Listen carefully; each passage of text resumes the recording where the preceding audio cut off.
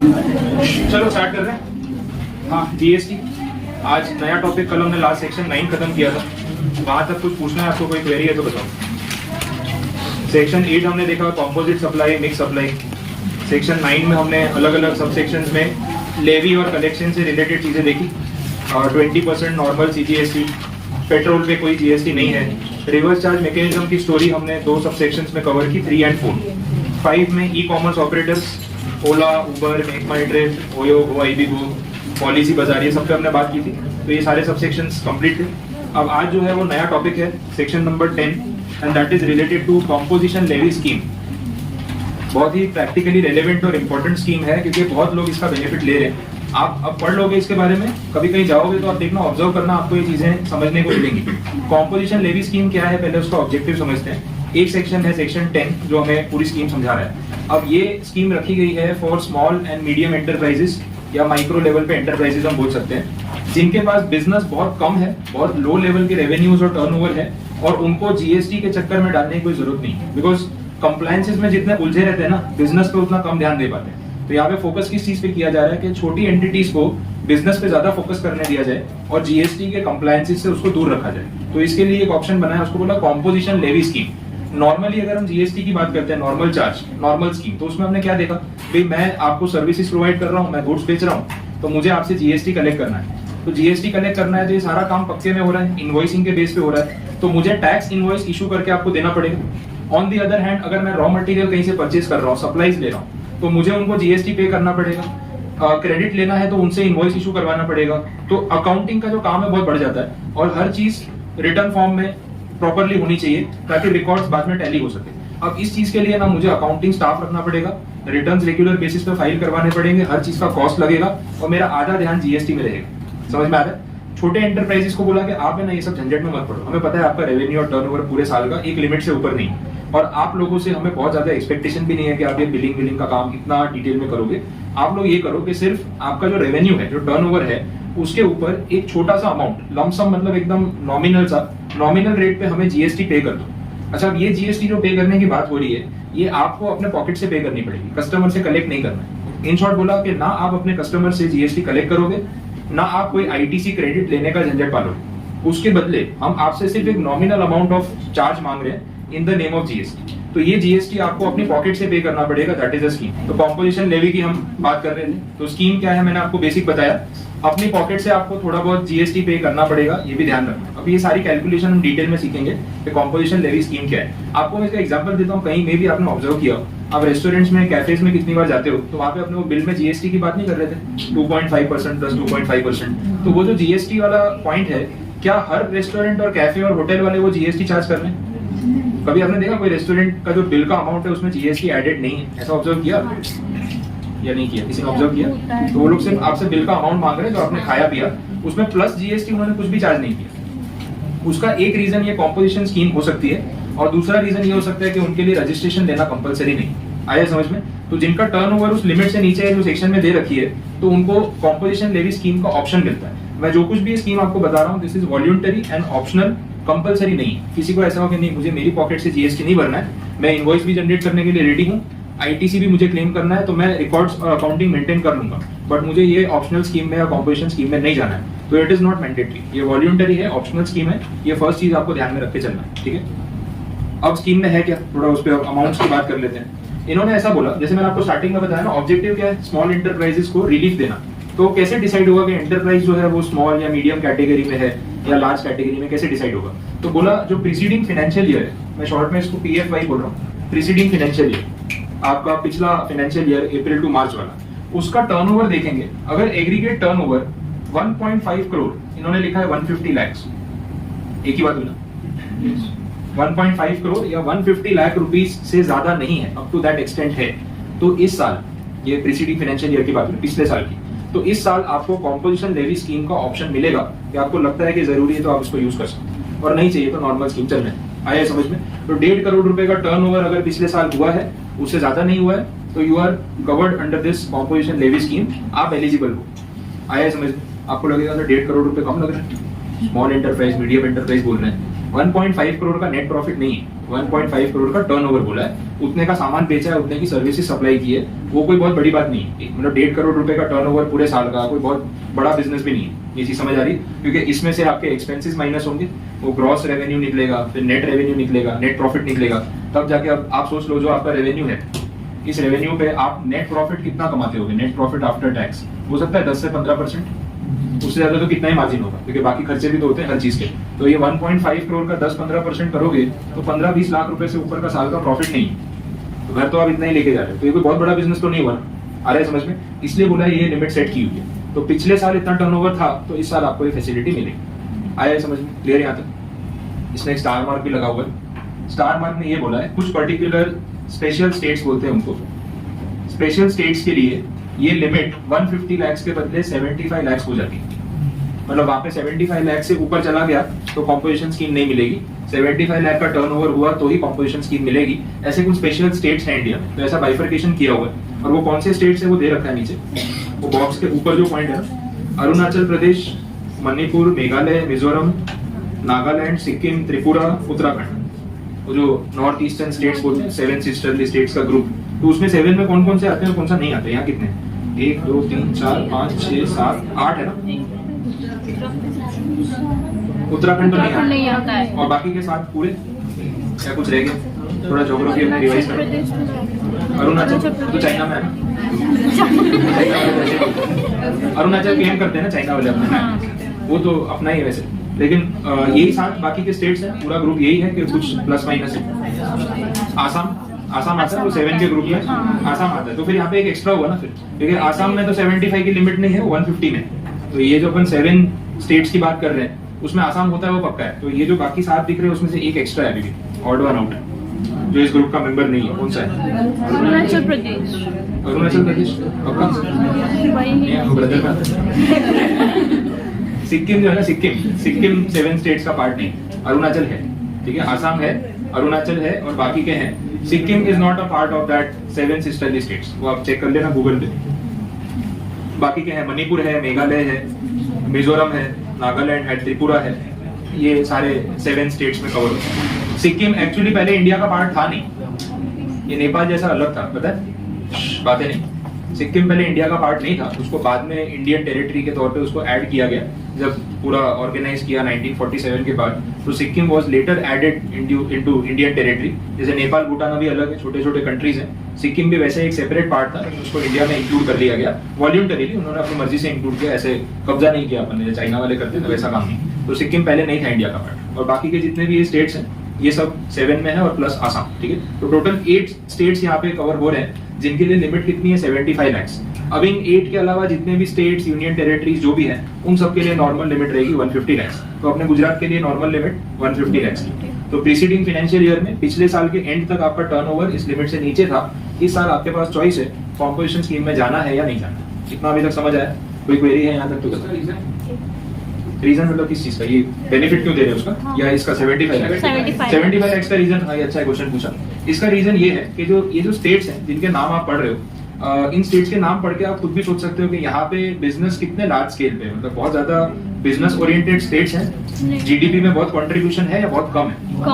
कम है ना। अभी ये नॉर्थ ईस्टर्न स्टेट्स में इतनी ये हाल है, थोड़ा इग्नोर्ड है। मतलब ये जो जोन है ना इंडिया में, मतलब पहले से रेलवे लाइन भी बहुत साल बाद पहुंची, अभी रिसेंटली लास्ट 4-5 साल में रेलवे लाइन भी वहां पे हर स्टेट तक नहीं जाती है, इतना अंडर डेवलप्ड है। तो वहां पे इन स्टेट्स की जो मेन ऑक्यूपेशन है दैट इज आइदर टूरिज्म या फिर ये टी और कॉफी प्लांटेशन। कॉफी भी नहीं है, टी वाला ज्यादा है, आसाम की टी पॉपुलर है, आपको पता है। तो वो स्टेट्स की ज्योग्राफिकल लोकेशन ऐसी है कि इंडस्ट्रियलाइजेशन बहुत कम है, ग्रीनरी, वेजिटेशन एंड टूरिज्म बहुत ज्यादा है। तो इकोनॉमी वहां पे, वो लोग इकोनॉमी में बहुत कंट्रीब्यूट नहीं कर पा रहे कंपेयर टू गुजरात, महाराष्ट्र, राजस्थान और इतने स्टेट्स है, आंध्र प्रदेश, इंडस्ट्रीज बहुत ज्यादा है, तो उनकी वहां से कमाई उतनी ज्यादा होती। तो वहां पे जो लोग है ना इन स्टेट्स में, उनकी जो वो इनकम नहीं होती, average income, per capita income, ये सब जो रेवेन्यू, वो इतना कम है कि 150 लाख तो बहुत ज्यादा लिमिट हो गई उनके लिए। तो उसमें वहां पे क्या लिमिट रखी? 75, क्योंकि 150 रखेंगे तो मेजोरिटी लोग कॉम्पोजिशन स्कीम के लिए एलिजिबल हो जाएंगे, क्योंकि इसके नीचे टर्नओवर है, एवरेज टर्नओवर ऐसा। तो वहां पे लिमिट बोला 75 इज मोर देन इनफ, लेकिन बाकी स्टेट्स के लिए 150 की लिमिट जरूरी है। और ये जो लिस्ट में आपको बता रहा हूँ 8 स्टेट्स की, ये प्लस माइनस होती रही है। पहले आसाम इसमें कवर होता था, जम्मू कश्मीर कवर होता था, फिर उसको हटा दिया, आसाम को हटा दिया। तो अभी आपके एग्जाम के लिए जो रेलेवेंट है वो ये 8 स्टेट्स की कैटेगरी है जो 75 लाख में आती है। ये रीजन आया आप समझ में क्लियर पॉइंट। चलो आगे बढ़ते हैं, ये कंडीशन पता चल गई आपको सर। हाँ बट अभी रिसेंटली अगर उत्तराखंड को देखा जाए तो वो अच्छा खासा रेवेन्यू मतलब हो रहा है, तो उसमें तो इंक्रीज हो सकता है। तो अभी रिसेंटली इसको क्यों मतलब ये रिसेंटली मतलब 1-1.5 साल से उत्तराखंड इस लिस्ट में है, बीच में पहले नहीं था फिर इंक्लूड किया। अब ये काउंसिल के ऊपर है, काउंसिल अपनी मीटिंग्स में क्या रिकमेंड करती है। अब जैसे आप बोल रहे हो कि उत्तराखंड में भाई काफी इनकम ग्रोथ हुआ है, तो वो डेटा अपने से बेटर तो गवर्नमेंट के पास होगा, तो उनके पास तो हर स्टेट का डेटा होगा, तो वो उसको रिव्यू करेंगे। नेक्स्ट काउंसिल की मीटिंग में अगर लगता है कि इसको चेंज करना है तो this is just a matter of notification. Notification में वापस उत्तराखंड को हो सकता है 150 की लिमिट में रख दें, तो दैट डिपेंड्स कि उनके पास एग्जैक्ट डेटा क्या है और उनका आगे का प्लानिंग क्या है, तो वो चेंज कर सकते हैं। वो बात अपने तक नहीं पहुंचेगी कि वो क्या सोचेंगे, वो काउंसिल का जो डिसीजन आएगा वो आपको पता चलेगा। वैसे तो हो सकता है कि वो स्टेट्स में चेंजेस आए हो, पर जब तक काउंसिल रिव्यू नहीं करेगी तब तक अपने कुछ नहीं कर सकते। ये पॉइंट तो आपके माइंड में क्लियर है। अब देखो फाइनेंशियल ईयर का अपने ऐसे एग्जांपल ले लेते हैं। अभी जो फाइनेंशियल ईयर चल रहा है वो कौन सा है? 21-22 या 22-23? 21-22 चल रहा है, तो उसके पहले का 2021 ले लेते हैं। 2021 में आपका जो टर्नओवर था, एग्रीगेट टर्नओवर बोलते हैं, मैं इसकी डेफिनेशन भी अभी समझाऊंगा। एग्रीगेट टर्नओवर सपोज 90 लाख था, तो इस साल फाइनेंशियल ईयर 21-22 में क्या आप कॉम्पोजिशन लेवी स्कीम के लिए एलिजिबल थे? हाँ, इन स्टेट्स में अपने से स्पेशल वाला जाने तो क्या एलिजिबल थे? अब अगर अपन ने ये ऑप्शन है ना कि स्कीम में जाना है कि नहीं जाना है, अगर आप ये स्कीम में गए, मान लेते हैं कि हमने साल के स्टार्टिंग में स्कीम ऑप्ट कर ली, क्योंकि आपको एवरी ईयर के स्टार्टिंग में बता देना होता है कि आप ये स्कीम लेना चाहते हो या नहीं, आपने ऑप्ट कर ली। अब इसका आउटकम क्या होगा? जो भी आपका सप्लाई होगा, जो आप सप्लाई करोगे, उस पे कोई जीएसटी कलेक्ट करने की जरूरत नहीं है। जीएसटी कलेक्ट तो करना ही नहीं अपने क्लाइंट से, कस्टमर से। दूसरा, आपको आईटीसी भी सामने क्लेम करने को नहीं मिलेगा। नो आईटीसी इम्प्लाइड है ना, जब जीएसटी कलेक्ट ही नहीं किया तो आईटीसी किसके सामने क्लेम करोगे? आ रहा है समझ में? तो ये दोनों रिस्ट्रिक्शंस है, ना जीएसटी कलेक्ट करना है ना आईटीसी अवेल करना है। आया समझ में? तीसरा पॉइंट ये है कि आपका जो भी टर्नओवर है, उस टर्नओवर के ऊपर आपको एक लंप सम रेट पे जीएसटी अपनी पॉकेट से पे करना पड़ेगा। आप बोलोगे सर फिर ये स्कीम में हमारा फायदा क्या हुआ?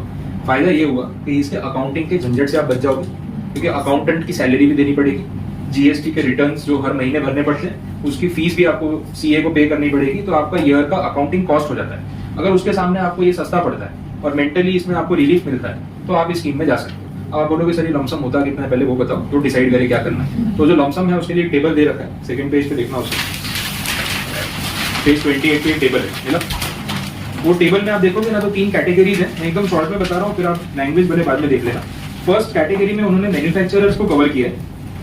मैन्युफैक्चरर्स जो गुड्स मैन्युफैक्चर कर रहे हैं, प्रोड्यूस करके उसको बना के बेच रहे हैं, उन लोगों के लिए फर्स्ट कैटेगरी है। उनको बोला है कि आप अपने टर्नओवर का सिर्फ 1%, ये मिला के सीजीएसटी प्लस एसजीएसटी टोटल 1% अपने टर्नओवर का आप जीएसटी के नाम पे पे कर दो पूरे साल का, और आपका कंप्लायंस खत्म।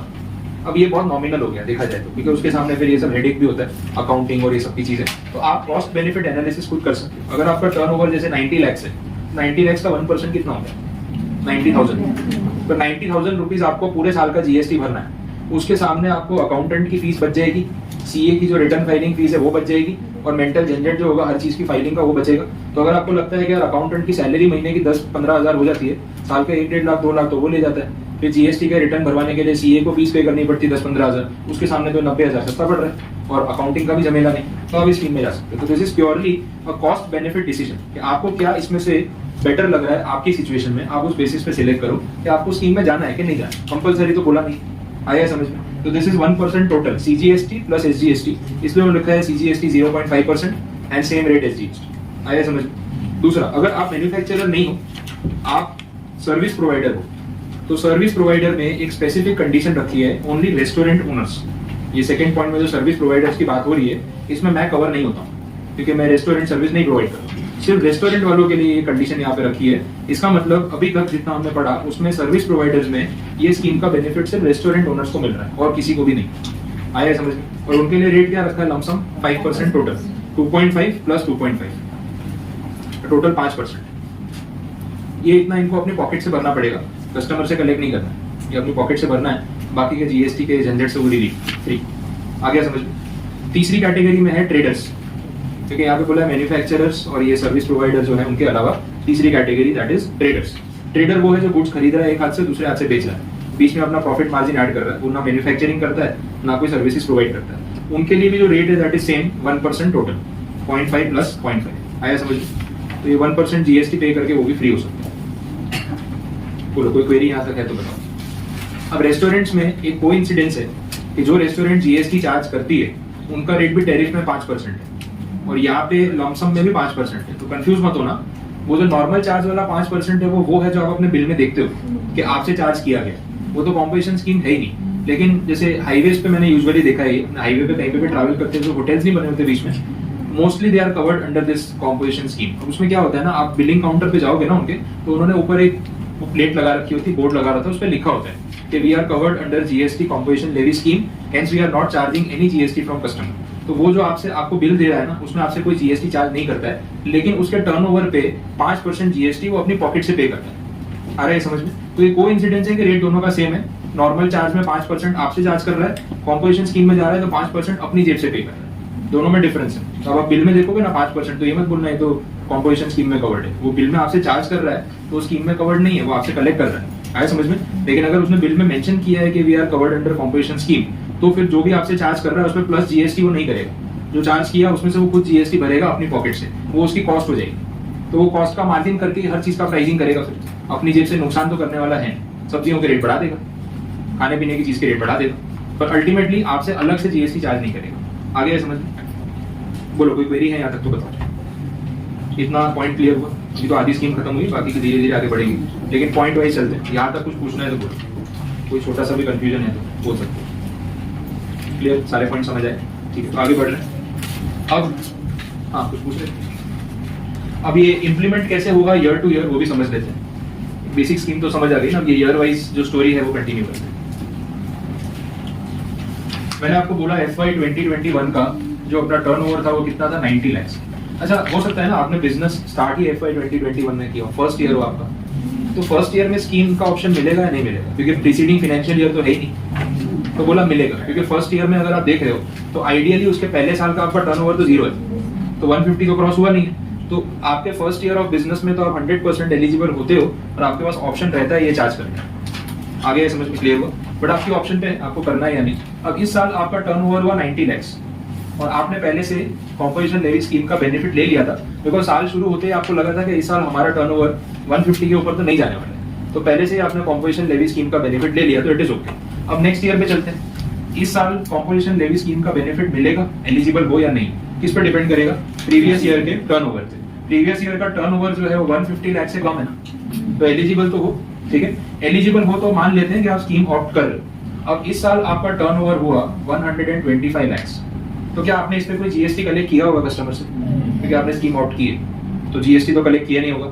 आईटीसी मिला होगा आपको? नहीं, आईटीसी भी नहीं मिला। उल्टा इसका परसेंटेज आपने अपनी पॉकेट से चुकाया होगा, जिस कैटेगरी में आपको, मैन्युफैक्चरर, रेस्टोरेंट सर्विस प्रोवाइडर या फिर ट्रेडर, तीनों में से जो भी है। अब ये साल खत्म हो गया, अगले साल पे चलते हैं FY 22-23। इस साल कॉम्पोजिशन लेवी स्कीम का बेनिफिट मिलेगा या नहीं मिलेगा? ये किस बात पे डिपेंड करेगा? पिछले साल, क्योंकि ये 150 से कम है, कोई प्रॉब्लम नहीं है, आप स्कीम के लिए एलिजिबल हो। एलिजिबल हो तो फिर आपने बोला ऑप्ट कर लेते हैं, ये सस्ता पड़ रहा है। अब इस साल आपका टर्नओवर हुआ 165 लाख, ये लिमिट क्रॉस हो गई। अब कॉम्पोजिशन लेवी स्कीम में आपको जो बेनिफिट मिलता है वो तो 150 तक ही मिलता है ना, तो यहाँ जो आपका 165 हुआ, अब इसका ट्रीटमेंट कैसे होगा वो समझो। ट्रीटमेंट ऐसे होगा कि सेल आपने जब शुरू की होगी तो जो आपका 0 to 150 लाख का जो सेल हुआ ना, तब तक तो आप कॉम्पोजिशन स्कीम में थे, तो आपने इस पे कोई जीएसटी कलेक्ट नहीं किया अपने कस्टमर से, और ना ही आपने डिपार्टमेंट को कोई कलेक्ट करके कुछ पे किया। ये तो कॉम्पोजिशन लेवी स्कीम में था, इस पे वही लमसम पेमेंट आप करने वाले हो। आया समझ में?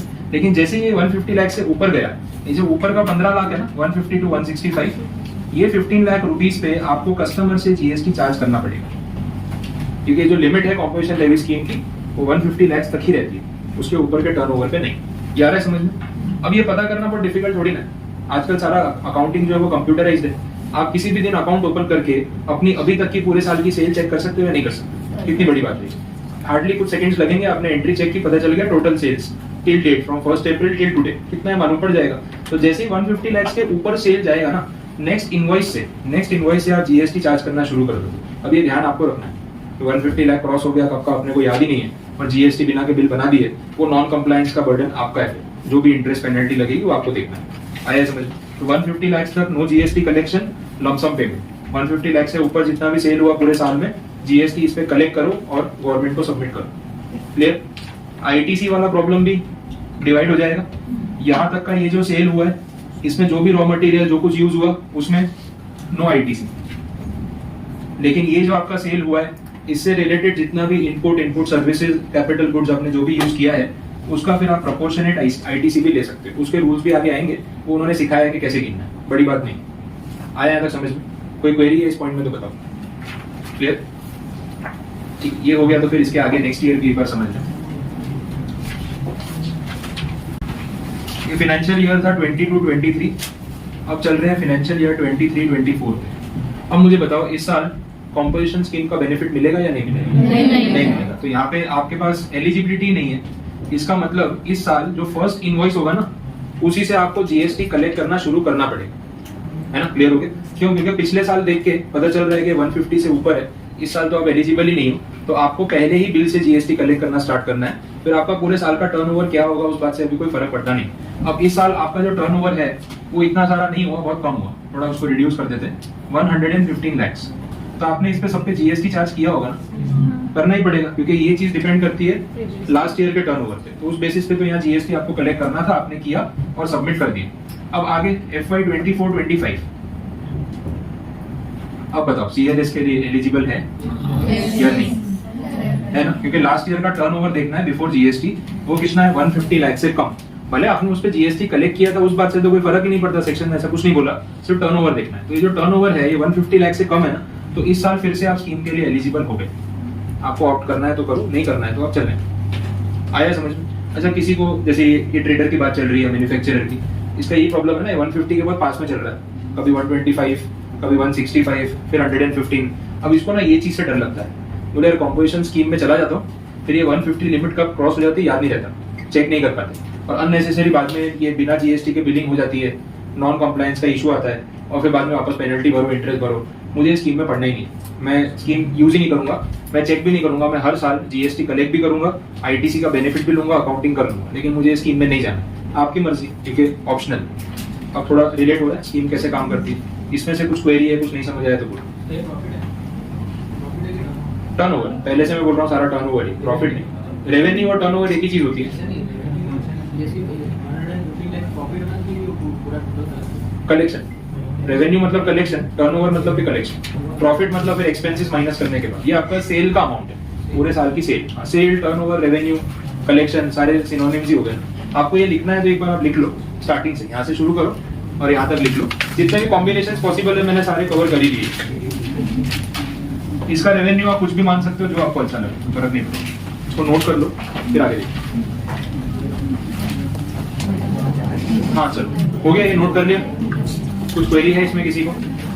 अब जैसे मैंने आपको बोला कॉम्पोजिशन लेवी स्कीम में आप जा रहे हो तो आईटीसी आपको क्लेम करने को नहीं मिलेगा, तो आपने जो रॉ मटेरियल खरीदे होंगे उस पर जीएसटी तो पे किया ही होगा आपने, ठीक है? वो जीएसटी आपकी कॉस्ट का पार्ट बन जाएगा, और जब आगे आप वो गुड्स बेचोगे तो प्राइसिंग करते टाइम आप जीएसटी कंपोनेंट को as a cost element consider करो, तो उतना प्राइस बढ़ा के आप बेचोगे, दैट इज ऑब्वियस। अब उस प्राइस पे आपका बायर आपसे खरीद रहा है और कोई प्रॉब्लम नहीं है, तो फिर ये स्कीम आपके लिए सुटेबल है। लेकिन प्राइस में कंपटीशन बहुत ज्यादा है, इतना प्राइस बढ़ा के बेचेंगे तो कोई खरीदेगा ही नहीं, तो फिर आपके लिए ये स्कीम सुटेबल नहीं है। फिर आप सीधा सीधा आईटीसी लो और सीधा सीधा जीएसटी कस्टमर से कलेक्ट कर लो, ये स्कीम के चक्कर में मत पड़ो। तो सब्जेक्टिविटी यहाँ पे रहने वाली है कि हर एक के केस में इट विल डिपेंड कि मार्केट कैसा है, प्रोडक्ट क्या है, कंपटीशन कितना है, इसलिए चॉइस रखिए, मैंडेटरी नहीं बोला कहीं। आगे समझ में क्लियर यहाँ तक? अब देखो, इसके साथ साथ और जो चीजें स्कीम में ऐड हुई हैं over the period of time, वो मैं पहले पूरी रिलेट करा देता हूँ, फिर टेक्निकलिटीज भी कवर कर लेंगे। जितनी स्कीम अभी तक हमने देखी उसमें एक रिस्ट्रिक्शन जो मेजर इंपॉर्टेंट है वो पहले बता रहा हूँ। ये स्कीम सिर्फ उन लोगों के लिए है जो इंट्रा स्टेट सप्लाईज में इन्वॉल्व है। ये सबसेक्शन 2 में लिखा है पीछे, 10 सबसेक्शन 2 में, और भी है कंडीशंस, लेकिन पहले इंपॉर्टेंट वाली बता रहा हूँ। इंट्रा स्टेट सप्लाईज में जो लोग इन्वॉल्व हैं सिर्फ उन्हीं के लिए ये स्कीम एलिजिबल है। वहाँ ऐसा लिखा है कि this is not eligible for supplier who is involve in inter state supply. तो अगर आप इंटर स्टेट सप्लाईज करते हो, एक स्टेट से दूसरे स्टेट में गुड्स बेचते हो, तो आपके लिए ये स्कीम नहीं है। आ गया समझ में? आप गुजरात में रहते हो, आप पूरे गुजरात में कहीं पे भी सेल करो चलेगा इंट्रा स्टेट, बट महाराष्ट्र में गुड सेल करोगे तो ये स्कीम से आप बाहर हो जाओगे, ये ऑप्शन आपके पास नहीं रहेगा। तो ये लिमिटेड है, क्योंकि small tax payers, small suppliers, तो फिर वो छोटे लेवल पे काम कर रहा होगा ना, लोकल लेवल, तो इसलिए उसको with in the state allow किया ये स्कीम में जाना होगा। क्लियर यहाँ तक समझ में आ गया? जिसका काम उसके स्टेट से बाहर स्प्रेड हो चुका है वो स्मॉल लेवल पे होगा भी नहीं, उसका टर्नओवर 1 करोड़ 1.5 करोड़ से ऊपर ही जाता होगा, क्योंकि 1.5-2 करोड़ की सेल करना बिजनेस में कोई बड़ी बात नहीं है अगर आप गुड सप्लाई कर रहे हो, that is a very nominal amount, इसलिए बोला है। तो ये एक नेसेसरी कंडीशन। और दूसरी बात समझो, ये जब स्कीम आई, ये मैंने आपको जो बताई ना, this is the original scheme, जब एक्ट आया था तब ये स्कीम आई थी और वैसे ही चल रही है। अब इसमें एक प्रॉब्लम फेस करनी पड़ी कुछ सप्लायर्स को, ट्रेडर्स को। प्रॉब्लम क्या थी वो समझो। इसमें बोला या तो मैन्युफैक्चरर को बेनिफिट मिलेगा, सर्विस कैटेगरी में किसको, सिर्फ रेस्टोरेंट वालों को। जैसे मैं सर्विस प्रोवाइडर हूँ तो अभी तक तो ये स्कीम मेरे लिए नहीं, मैं कहीं पे कवर हुआ ही नहीं यहाँ पे। तीसरा, जो ट्रेडर्स हैं वो यहाँ पे कवर हो रहे हैं। तो या तो आप सिर्फ मैन्युफैक्चरर हो, या आप सिर्फ ट्रेडर हो, या आप रेस्टोरेंट सर्विस प्रोवाइडर हो, एकदम 3 स्पेसिफिक और लिमिटेड कंडीशंस। लेकिन कोई भी मैन्युफैक्चरर और ट्रेडर जो आज की डेट में बिजनेस कर रहा है वो सर्विसेज दिए बिना अपना बिजनेस नहीं चला सकता, दैट इज अ फैक्ट। आप खुद अपना एग्जांपल ले लो, आप कोई प्रोडक्ट परचेस करने गए, सपोज एक एग्जांपल ऐसा लेते हैं कि एक शॉपकीपर है, आप उसके पास कोई इलेक्ट्रॉनिक अप्लायंस या फिर प्रेशर कुकर या ऐसे किचन अप्लायंसेस, आप ऐसा कुछ खरीदने चले गए। कोई बहुत बड़ा प्रोडक्ट तो है नहीं, 2-3 हज़ार रुपए की चीज होगी, लेकिन जब आप उस शॉपकीपर से वो प्रेशर कुकर खरीद रहे हो, उसमें भी आप उसको बोलते हो ना कि खराब हो गया तो क्या करना पड़ेगा, तो वो क्या बोलता है आपको, बोले खराब हो गया तो वारंटी है, आप यहाँ पे लेके आ जाना, मैं ही रिपेयर कर दूंगा, वारंटी के बाद भी कुछ प्रॉब्लम हो तो रिपेयरिंग सर्विसेज हम प्रोवाइड करते हैं, आप नॉमिनल चार्ज पे करके रिपेयर कराते हैं। फिर आप बोलोगे वारंटी के लिए कहाँ जाना पड़ेगा, वो बोलता है यहीं दे जाना, मैं कंपनी में भिजवा के रिपेयर करवा के आपके लिए वापस मंगवा दूंगा। अब इतनी सर्विस उसको देनी पड़ती है अगर उसको कस्टमर रिटेन करना है तो। नहीं तो दुकान वाला बोलेगा नहीं, बेचने के बाद हमारी कोई गारंटी नहीं है, हमको कॉम्पोजिशन स्कीम में रहना है, ट्रेडर हूँ मैं, अगर मैं आपको सर्विसेज देने जाऊंगा ना तो फिर मैं स्कीम से बाहर हो जाऊंगा। तो आप प्रेशर कुकर लेके जाओ, बाद में खराब हो गया तो इसका जो करना है करना, मेरे पास मत आना। आप जाओगे ऐसी दुकान पे सामान खरीदने, किसी को रिकमेंड करोगे यहाँ से खरीदो, नहीं, उसका बिजनेस चलेगा, लॉन्ग टर्म तक नहीं चलेगा। तो ट्रेडर्स को और मैन्युफैक्चरर्स को प्रॉब्लम आया कि अगर हम लोग ट्रेड या मैन्युफैक्चर करके सेल कर रहे हैं, उसके बाद कस्टमर को हम 5 रुपए की भी सर्विस देंगे ना, हम इस स्कीम से बाहर हो जाएंगे, क्योंकि यहाँ पे कहीं पे भी इस चीज का कोई अरेंजमेंट उन्होंने नहीं किया। अब ये प्रैक्टिकल प्रॉब्लम है कि कोई भी ट्रेडर बिना सर्विस प्रोवाइड किए अपना बिजनेस नहीं चला पाएगा, तो फिर मेजोरिटी लोग इस स्कीम में आ ही नहीं पा रहे थे। तो इसका एक अरेंजमेंट करके एक अमेंडमेंट किया उन्होंने और ऐसा बोला कि ठीक है, हम समझ गए, आप ट्रेडर हो, आप गुड्स बेच रहे हो, आपकी रिटेल की शॉप है, आपको रिपेयरिंग सर्विसेज देनी पड़ती है और ये चीज जरूरी है आपके बिजनेस के लिए, तो हम इसमें थोड़ा सा रिलैक्सेशन कर देते हैं कि आपका जो मेन टर्नओवर है ना वो तो सेल से ही आना चाहिए, मैन्युफैक्चरिंग या ट्रेडिंग जो भी आप कर रहे हो, मेन टर्नओवर सेल से आना चाहिए। लेकिन उसके साथ साथ जो आफ्टर सेल सर्विस का आप आर्ग्यूमेंट दे रहे हो, तो हम कुछ अमाउंट ऑफ सर्विस रेवेन्यू आपको अलाउ करेंगे कि आपने सेल के साथ सर्विस दी तो हर सर्विस वारंटी में कवर नहीं होती, कहीं को चार्ज भी लिया होगा, तो एक अमाउंट तक का चार्ज अगर आपने पूरे साल में लिया है सर्विसेज का, तो भी हम आपको इस स्कीम में एलिजिबल कर देंगे। अब वो लिमिट है ना, वो टेबल के नीचे भी दे रखी थी, आप एक बार देखिए, टेबल के नीचे भी है और 2 बार रिपीट होती है।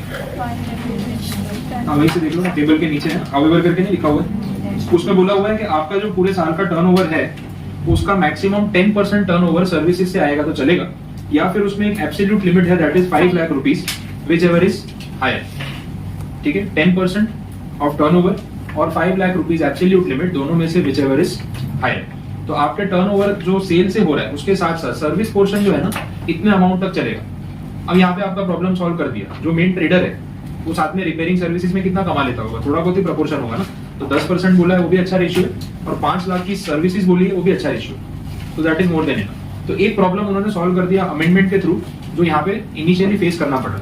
मैंने स्टार्टिंग में आपको बोला था कि गवर्नमेंट ने पहले ही बोला कि हम एक्ट इंपोज कर रहे हैं, हमें पता है प्रैक्टिकली आपको प्रॉब्लम्स आएंगी, क्योंकि हम सब एंगल से सोच के कंप्लीट एक्ट नहीं बना सकते, प्रॉब्लम लेके आओगे तो सॉल्यूशन मिलेगा, वो उन्होंने किया और टाइम एंड अगेन प्रूव हो रहा है कि उन्होंने प्रॉब्लम का सॉल्यूशन करने की पूरी ट्राई की है। तो that is a positive thing कि सरकार एक्ट के ऊपर रिपेयरिंग करने का काम करने के लिए रेडी है और आपकी बात सुनने के लिए तैयार है। आए, इसमें डेट भी लिखी है ना, देखो 1 Feb 2019, तब से ये सारी चीजें इफेक्टिवली अमेंड हुई। एक्ट 2017 में आया था, तो जैसे जैसे प्रॉब्लम आती गई करेक्शन होता गया। तो ये एक प्रॉब्लम सॉल्व हुआ। दूसरा प्रॉब्लम, मेरे जैसी कैटेगरी जो सर्विस प्रोवाइडर है लेकिन रेस्टोरेंट सर्विस में नहीं, अब अभी तक जो हमने पढ़ा उसमें मैं तो कहीं पे कवर ही नहीं हुआ।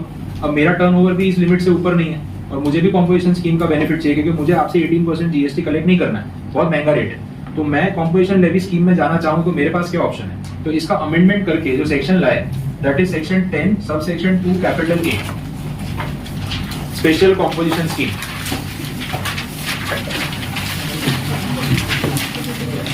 मिला 33 पेज में। इफेक्टिव कब से हुआ? 1 अप्रैल 2019 से। अब देखो, नॉर्मल कॉम्पोजिशन लेवी स्कीम और ये वाली स्कीम में बहुत सिमिलैरिटीज हैं, सिर्फ नंबर चेंज हो रहे हैं, कंसेप्ट पूरा सेम है। और कंसेप्ट क्या है वो तो मैंने आपको बता ही दिया। नॉर्मली जो अपना रेवेन्यू का रेट था या जो लिमिट थी एग्रीगेट टर्नओवर वाली, वो कितनी रखी थी? 150 लाख, और स्पेशल स्टेट्स में 75 लाख। यहाँ पे बोला है कि 10 सबसेक्शन 2A में जो सर्विस प्रोवाइडर्स कवर हो रहे हैं other than restaurant service providers, तो उनके लिए यहाँ पे लिमिट रखी है टर्नओवर की 50 लाख, 150 के बदले 50 लाख, क्योंकि ये सर्विस प्रोवाइडर्स हैं और स्मॉल स्केल पे इनको इंक्लूड किया, तो इनके लिए 150 की लिमिट नहीं। जैसे अगर मैं मेरी बात कर रहा हूँ, मुझे कॉम्पोजिशन स्कीम में जाना हो तो मेरे लिए लिमिट क्या रहेगी, annual turnover preceding financial year का कितना, 50 लाख। तो अगर 50 लाख से कम है या 50 लाख तक है तो इस साल मैं कॉम्पोजिशन लेवी स्कीम में जा सकता हूँ, अदरवाइज फिर मुझे नॉर्मल स्कीम में जाना पड़ेगा। आगे समझ में क्लियर हुआ? सेम कंसेप्ट, 150 था, यहाँ पे 50 लाख है और कोई फर्क नहीं। अच्छा, दूसरा पॉइंट क्या आना था कि अगर ये स्कीम में मैं एलिजिबल हूँ तो फिर टैक्स कितना पे करना है अपने पॉकेट से। अभी तक हमने देखा मैन्युफैक्चरर्स के लिए 1%, रेस्टोरेंट वालों के लिए 5%, ट्रेडर्स के लिए भी 1%। अब यहाँ पे इस कैटेगरी में जो कवर हो रहे हैं उनके लिए 6%, 3+3, CGST, SGST, टोटल 6%। तो मुझे आपसे अगर GST कलेक्ट नहीं करना है तो मैं अपनी पॉकेट से लम सम 6% GST पे करके कंप्लायंस से फ्री हो सकता है। और सेम ITC मुझे मिलेगा नहीं, आपसे GST कलेक्ट करना नहीं है, अपनी पॉकेट से मुझे अपने टर्नओवर पे ये 6% रेवेन्यू गवर्नमेंट को देना पड़ेगा। रेट सबसे हायर है ऑल कैटेगरीज को देखते हुए, बट ठीक है यही रेट है, क्योंकि सर्विस बिजनेस में प्रॉफिट मार्जिन मैन्युफैक्चरिंग से और ट्रेडिंग से ज्यादा होता है। उसको ध्यान में रखते हुए अगर इतना हाइक रखा भी है, 5 तो वैसे भी वहां पे था ही रेस्टोरेंट के लिए, तो 6% कोई बहुत बड़ा रेट भी नहीं है, that is okay. I scheme समझ में पता चला? तो ये सारी चीजें अमेंडमेंट के साथ। नॉर्मल कॉम्पोजिशन स्कीम सबसेक्शन 1, एक अमेंडमेंट जो वो अलाउ किया आफ्टर सेल सर्विस वाला, और एक ये नया subsection for service providers other than restaurant. या स्पेसिफिक बोला क्योंकि रेस्टोरेंट वाले ऑलरेडी कवर्ड है, तो उनको ये यूज करना ही नहीं, उनके लिए 5% का रेट ऑलरेडी है और उनके लिए लिमिट हुई 150 वाली, बाकी सर्विस प्रोवाइडर्स के लिए 50 लाख की लिमिट। आगे स्कीम समझ में, तो आप कंपेयर करोगे तो नंबर्स में चेंज है और कुछ भी नहीं। तो ये मेजरली मैंने आपको कंडीशंस बता दी regarding composition levy scheme overall. अब जो टेक्निकल पॉइंट्स हैं वो ऐड ऑन कराना है, बाकी स्कीम कंप्लीट है। टेक्निकल चीजें इसलिए कैलकुलेशन में और MCQ में वो चीजें काम है, वो फोकस कर लेते हैं। सबसे पहले आप देखना चैप्टर के फर्स्ट पेज पे बॉक्स में एक डेफिनेशन है, aggregate turnover, very important definition. Section 2 में जितनी भी डेफिनेशंस हैं, शायद सबसे इंपॉर्टेंट डेफिनेशंस में कवर होगी एग्रीगेट टर्नओवर, क्योंकि ये जो 150 लाख, 75 लाख, 50 लाख ये सब की बात हो रही है ना, ये बोला है this is the aggregate turnover in the state और in the union territory where you are operating, क्योंकि है इंट्रा स्टेट वालों के लिए स्कीम। तो जिस स्टेट में आप अपना बिजनेस कर रहे हो उस स्टेट में आपका एग्रीगेट टर्नओवर इस लिमिट से ज्यादा नहीं होना चाहिए, यही बात हो रही है। तो भाई एग्रीगेट टर्नओवर क्या होता है, उसमें क्या क्या इंक्लूड होता है, क्या नहीं होता है, वो क्लैरिफिकेशन तो जरूरी था, वो इस डेफिनेशन में उन्होंने किया। तो क्लैरिफिकेशन आप देख लो, नीचे आपके पास स्पेस है, अगर आपको उसको पॉइंट वाइज लिखना है डेफिनेशन को तो लिख सकते हो। मैं यहाँ पे बता भी देता हूँ, समझा देता हूँ क्या है। कुछ नए टर्म्स भी आएंगे तो वो क्लैरिफाई हो जाएगा। देखो एग्रीगेट टर्नओवर की जो बात हो रही है, सेक्शन नंबर है 2 और उसका क्लॉज नंबर है 6, ये भी ध्यान रखना। फर्स्ट पॉइंट इसमें ऐड किया है, बोला ऑल टैक्सेबल सप्लाईज,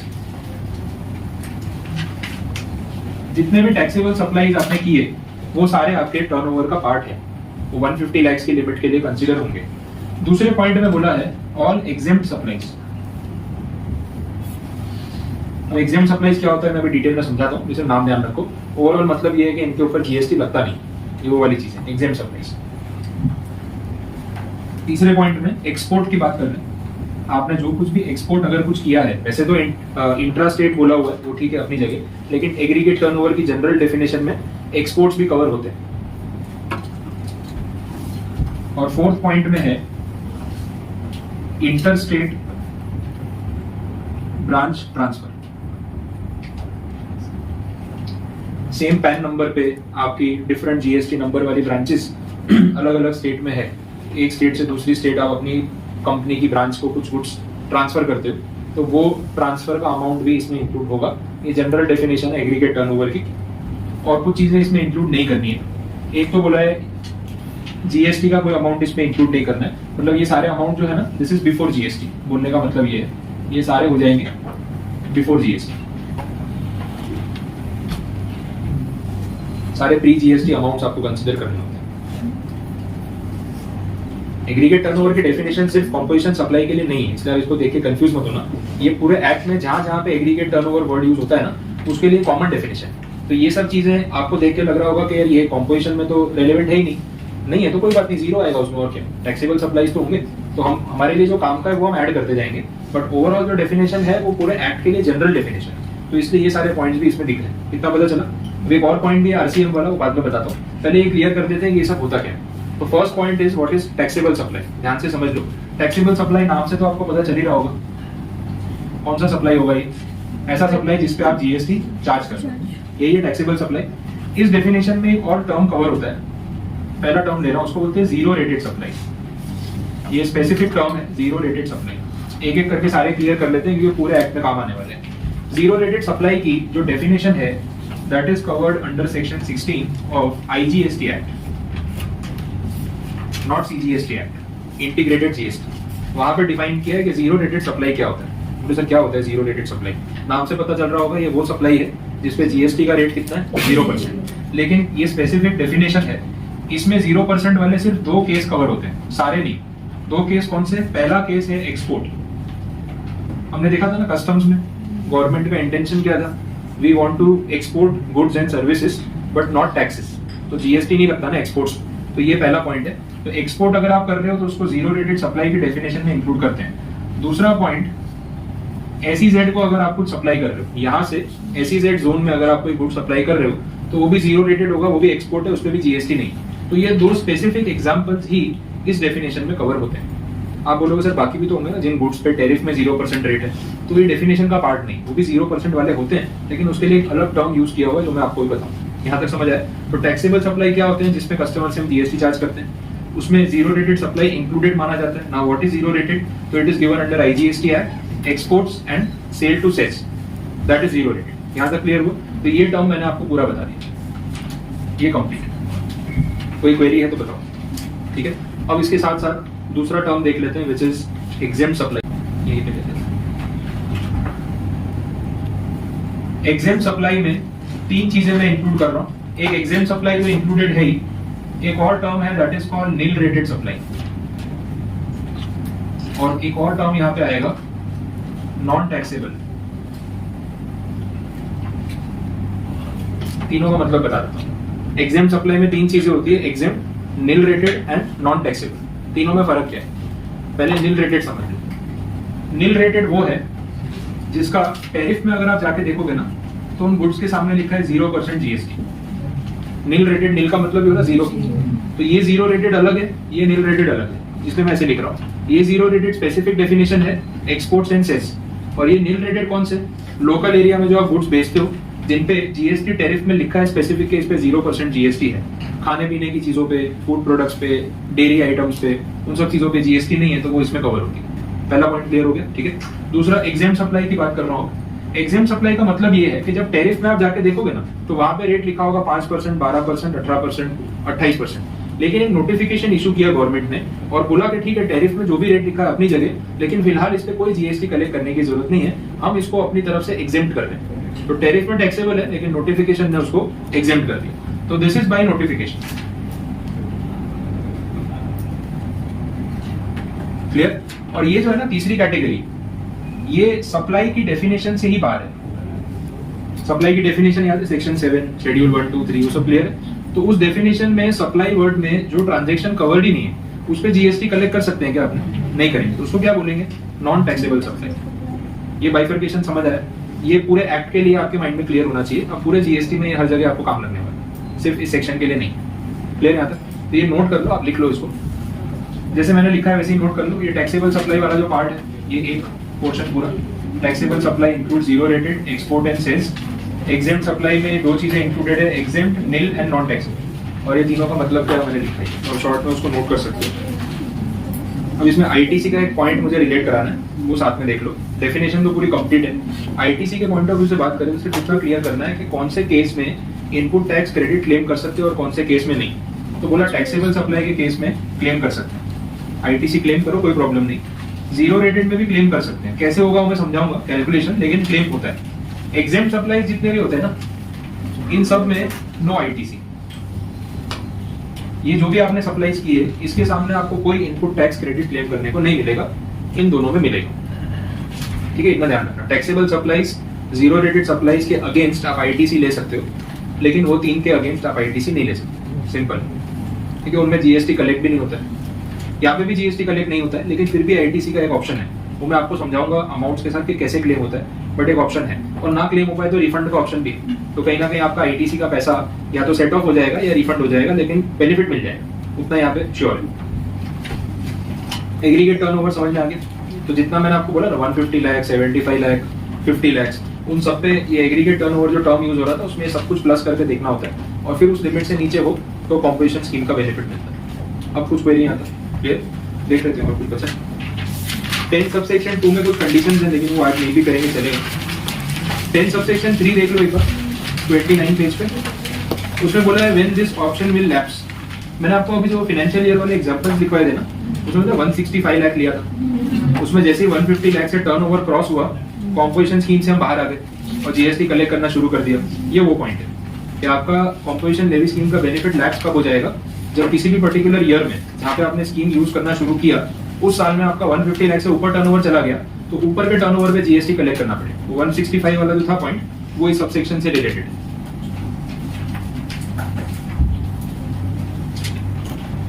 बाकी कोई भी अमाउंट में ये कंडीशन नहीं आ रही थी, जो मैंने आपको अमाउंट लिखवाए थे 165 वाले में आ रही थी। आया समझ में? सबसेक्शन 4 में क्या बोल रहे थे वो भी मैंने आपको बता दिया। अगर आप कॉम्पोजिशन स्कीम में जा रहे हो तो ना आप कस्टमर से जीएसटी कलेक्ट करोगे, ना आप आईटीसी क्लेम करोगे। स्टार्टिंग से बार बार बोल रहा हूँ, ये वही point. No GST and no ITC. Pocket से पे करना पड़ेगा, that is implied, but GST collect नहीं करना, आईटीसी क्लेम नहीं करना। फिर सबसेक्शन 5, यहाँ पे सिंपल इतना बोला है, अगर आप नॉर्मल स्कीम में कवर्ड हो, you are not eligible for composition scheme, लेकिन फिर भी आपने कॉम्पोजिशन स्कीम का बेनिफिट लेने की कोशिश की, तो फिर आपसे रिकवरी होगी और फिर डिपार्टमेंट पैसे वसूल करेगा अपने तरीके से। रिकवरी के प्रोसीजर सेक्शन 73 और 74 में है जीएसटी एक्ट में। वो आगे अगर अपने सिलेबस में वैसे एग्जीक्यूटिव में नहीं है, बट मैं आपको जब टाइम आएगा तो बता दूँ। कस्टम में नहीं देखा था अपन, वो पुराने रिकॉर्ड्स खोल के चेक करते हैं, अगर एरर है तो लास्ट 2 ईयर्स के, और अगर फ्रॉड है तो लास्ट 5 ईयर्स के, फिर रिकवरी होती है। बैंक अकाउंट सीज करेंगे, प्रॉपर्टी पे चार्ज क्रिएट करेंगे, वो सब फिर वो वैसे वसूली पे आ जाएंगे, तो आप उनके साथ फ्रॉड नहीं कर सकते। कुछ इलस्ट्रेशंस हैं, वो एक बार कल डिस्कस कर देंगे। बाकी सेक्शन में और कुछ बचा है तो मैं देखा, वैसे आज के लिए इतना काफी है। सुनो, बंद मत करना वो पेपर। एग्जाम सप्लाई जो मैंने आपको समझाया वो पेज 35 पे दिया हुआ। पेज 35 पे एक डेफिनेशन है, व्हाट इज एग्जाम सप्लाई। ये अभी जो समझाया ना आपको 3 points, nil rated, non taxable, notification, वो आपको आंसर इसमें लिखा हुआ मिल जाएगा, आप उसको लिंक कर सकते हैं। तो ये पॉइंट कवर्ड है अपना। और सेक्शन 11 में ना मेरी जरूरत नहीं है, आप सिर्फ एक बार उसको रीड कर सकते हो, क्योंकि एमसीक्यू पेपर में सेक्शन में से कुछ ज्यादा क्वेश्चन निकलते नहीं। मैं ऊपर मतलब कंडीशन खाली बता रहा हूँ कि उसमें है क्या। सिर्फ इतना बोला है कि सेंट्रल गवर्नमेंट के पास पावर है कि वो नोटिफिकेशन के थ्रू किसी भी जीएसटी वाली सप्लाई को एग्जेम्प्ट कर सकते हैं, जैसी रिक्वायरमेंट हो पब्लिक इंटरेस्ट। सब सेक्शन 1 उसमें बोला है जनरल एग्जेम्पशन, जो सबके लिए है। अगर आप एक पर्टिकुलर गुड्स बेच रहे हो, तो कोई और बेच रहा है तो उसके लिए भी वो एग्जेम्पशन वैलिड है, कोई ऐसा डिस्क्रिमिनेशन नहीं, तो दैट इज जनरल एग्जेम्पशन। नीचे सबसेक्शन 2 में बोला है एक्सेप्शनल नेचर का एग्जेम्पशन भी दिया जा सकता है, ये भी पॉसिबल है, मतलब स्पेशल एग्जेम्पशन कि आपकी कंपनी के लिए या आपके प्रोडक्ट के लिए ही, बाकी सबके लिए नहीं। पब्लिक के इंटरेस्ट में, कंट्री के इंटरेस्ट में, या फिर कोई ऐसी इमरजेंसी सिचुएशन में, ऐसे और किसी का बेनिफिट करने के लिए नहीं। ठीक है, इसको ध्यान में रखते हुए सेक्शन सिर्फ एक बार रीड आउट कर लेना, इतना मोर देन इनफ है। और नीचे एग्जांपल्स दे रखते हैं, उसके बाद एग्जेम्पशंस अंडर जीएसटी, जो एग्जेम्प्टेड सप्लाई, नील सप्लाई की हम बात कर रहे थे, तो उसमें कौन कौन से गुड्स और सर्विसेज कवर होती है, उसकी रीडिंग लिस्ट है। ये एमसीक्यू में काम आ सकती है, तो वो आप लिस्ट एमसीक्यू पर्पज से एक बार पढ़ लेना, तो उसमें से कुछ पूछे तो आपको याद आ जाए। क्लियर? और लास्ट पेज पे भी मैंने समरी वापस दे रखा है, zero rated, nil rated, exempt, non GST, सब कुछ कवर हो गया उसमें। डन यहाँ तक कंप्लीट। बाकी कंडीशंस कल पैकअप करेंगे, आज के लिए इतना काफी है।